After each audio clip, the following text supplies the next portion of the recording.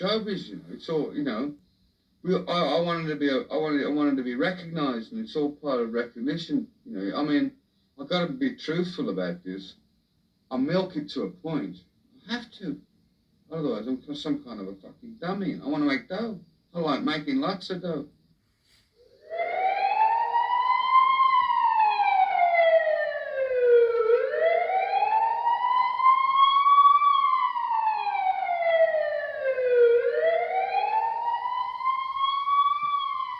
The case that he was first involved with regarding these issues was the McCullum case here in Southern California. And that was a case in which the allegations were made that the lyrics of his song somehow were meant to encourage young people to commit suicide.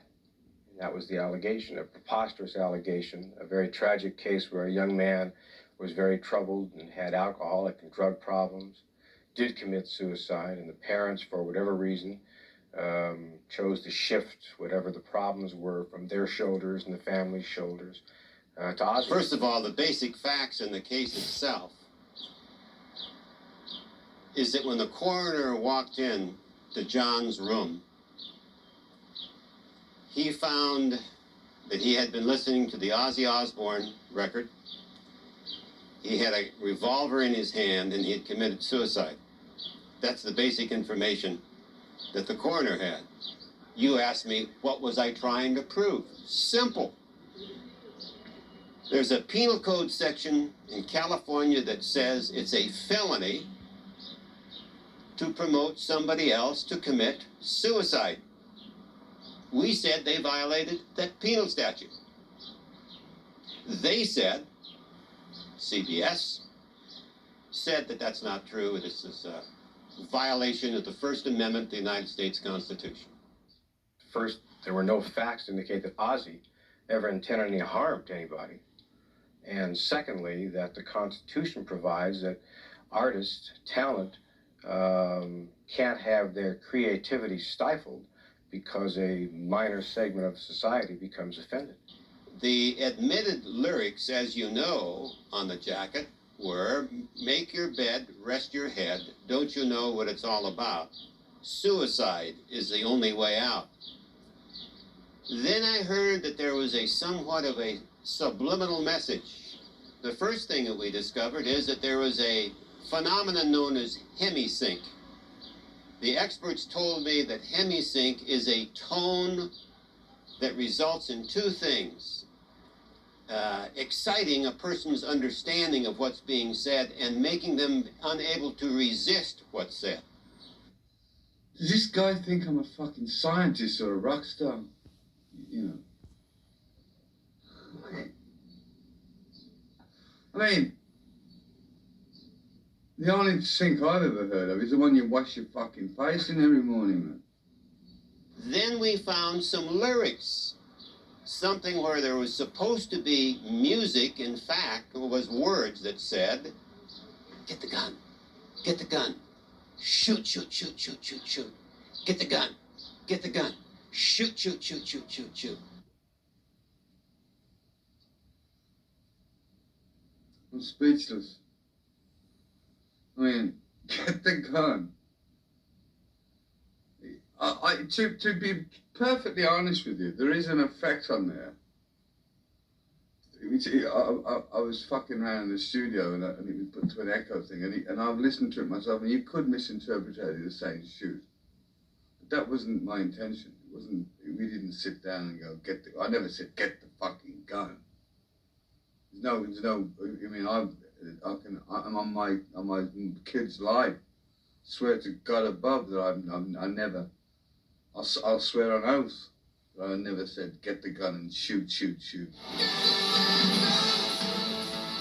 If Ozzy were to lose this type of a case, anyone who misconstrued the lyrics of a song could go out and sue the artist and to recover some huge sums of money just because they had a bizarre misinterpretation or a bizarre emotional reaction to music. And that would be the end of what we understand to be freedom of speech. Absolutely true. You see, it's like, for instance, talk about misinterpretation. I thought that Jimi Hendrix in Purple Haze sang "Excuse Me While I Kiss This Guy" for many years. And in fact, he was singing "Excuse Me While I Kiss the Sky." And I remember when I had when me and that Howard Weissman went to that press reception, the guy turns around to me, one of the reporters, and I'm crapping myself on his dais, and one of the reporters turns to me and says, "Isn't it true that you sing in Paranoid, I tell you to end your life?" And I says, "No." I said, in like 3 seconds, I've got to go through this lyric in my head. I says, "No, you've got it wrong. I sing in that song, I tell you to enjoy life. Not end your life."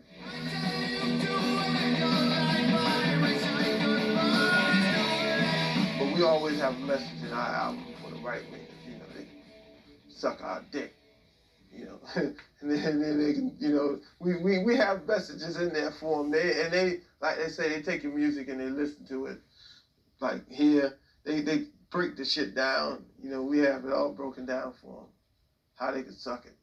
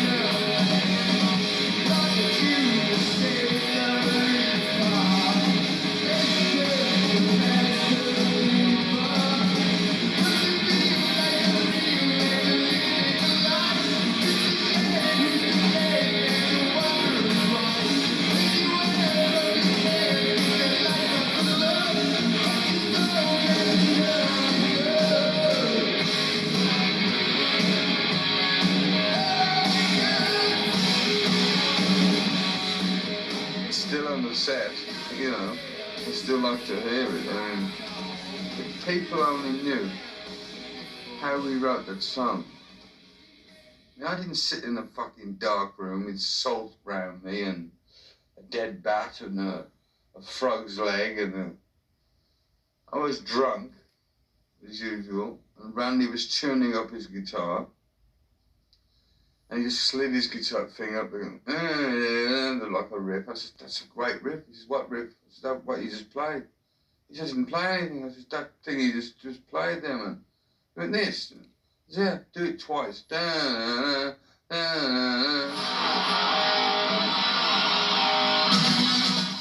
said, "I've got a great lyric for it." And he says, "What's that?" I said, "Wine is fine, whiskey is quicker."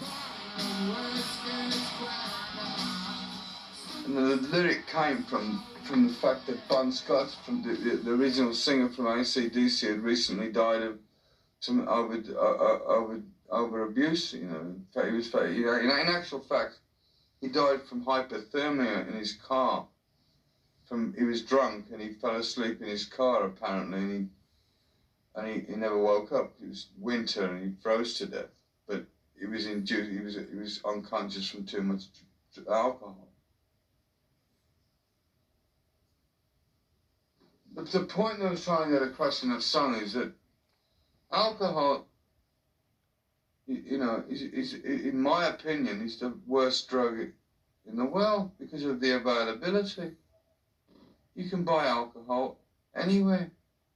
It's legal to drink it, you know, at a certain age. You know, but we all did things illegal. I mean, to do things illegal for some reason, there's a better kick when you're 14, you get a 6-pack and you go down by the creek, you drink the 6-pack with your buddies and you get a bit loaded and it's more fun. It's like when my father said to me when I was 14, "If I ever catch you smoking cigarettes, you'll be browning for 3 months." So what did I do? Go and buy a carton and smoke my brains out, you know. As far as I'm concerned, as a police officer with 22 years of experience and as a juvenile officer for the last 9 years, there is no greater influence on a child, whether it be a teen, adolescent, or younger, than parental influence and parental concern and responsibility. if you're worried that your kid's going to go to the record store and buy it, well, maybe the problem stems from your house. Wake up, Mom. You know, it's time to, like, maybe have a talk with young Johnny and see what's good for you is good for Johnny, and the family feels good about it. It's an on and off switch, you know what I mean? As a parent, if I think my kids are having too much chocolate, candy, Coca-Cola, I'll say that's enough, you know. The essence of this bullshit morality in America is that people want to sweep shit under the carpet all the time, and they don't want to really see anything that's really happening. They want to pretend that it's all the American dream and working on your Chevy on a Sunday, you know, and smoking a pack of Marlboro, except you can't be seen to smoke a pack of Marlboro. No rock and roll song has ever made anybody commit suicide unless they were already likely to do so in any way, you know? You know, I've tried to take my life 3 times. It wasn't Ozzy's fault. It wasn't your fault, Jeb. It was my fucking problem. It wasn't even my parents' problem. It was my responsibility. It's my life. And I always, you know, whenever I'm asked that question, I say, you know, look, better take a look at the parenting that's going on here. You know, my son is 17 years old. And if my son is feeling depressed or whatever, I say, how you doing? I talk to my kids, how you doing? How you really doing? What's really going on? You want to talk to me? Well, if you don't want to talk to me right now, let me know. If you know, if I'm here, I'm letting you know I'm here if you want to talk to me. You know, and, you know, I share what I've been through with my kids, man. Don't lock it up in a closet. Don't tuck it away somewhere, man. That's how fucking kids are dying because they got to find it their own way. As far as I'm concerned, it's about love. It's about fucking caring. It's about saying, how are you doing today?